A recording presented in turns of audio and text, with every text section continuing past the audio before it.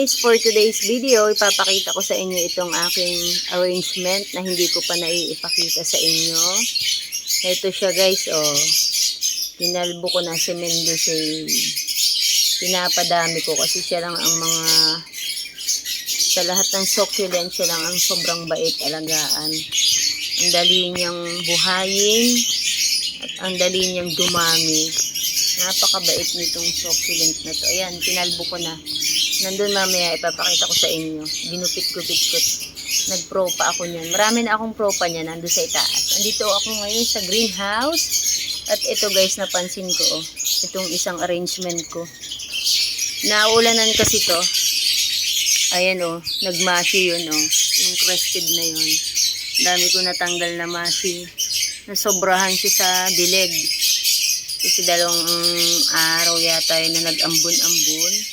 So, nasobrahan. Tapos, nagdilig ako nitong mga ornamental at houseplant. Natamaan din siya. Ayun. Kaya nag-mashi. Ayun. Sana hindi siya mamatay. Yung mga katabi niya, may mga nag-mashi din. Ayun, oh. Nasobrahan din sa ulan. Ayun, oh. Si Mendoza, oh. Parang medyo may nabulok din. Ayun, ang dami kong tinusok dyan. Kasi ang dali lang yung buhayin. Ito, bali ito yung mga nasa greenhouse guys. Ayan o. Yung mga propa ko na ano. Ito yung pinutol ko o. Hindi ko matandaan kung sino itong isang to. Ayan o. Daming lumabas na baby. Ayan. Andito rin siya sa rain and shine. So okay naman. Ayan o. Daming baby. And then, si Bunny Ear, ayan, nasusubrahan na din yata sa ulan. Nagmamashi na yung iba. Ito, nagmashi na yung dalawa. Ito, maganda to, oh. Ang ganda ng potting mix nito, oh. Ang daling ma-drain. Tuyo agad. Yan yung mga propa ko, oh, sa dahon. Ito yung bigay sa akin, ng aking kapitbahay. Ayan yung iba, mga basang-basa pa ang lupa, si Burrito.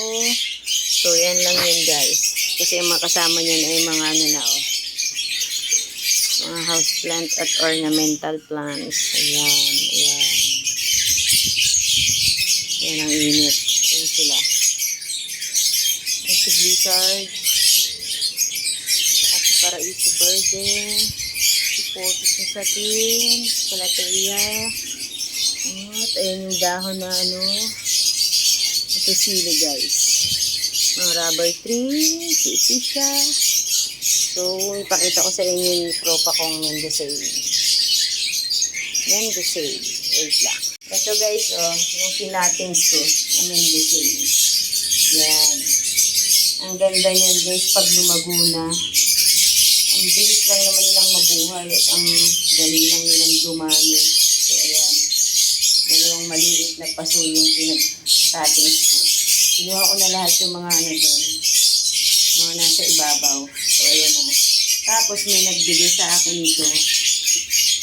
So, panda. Ewan kung anong klase na nito. Hindi rin niya alam kung anong pangalan niyan. So, thank you sa nagbigay niyan. So, yun lang guys. Pinakita ko lang sa inyo yung aking cuttings na Mendoza. Nag-update na lang ako guys pag maganda na yan at malalago na. Bye! Thank you for watching!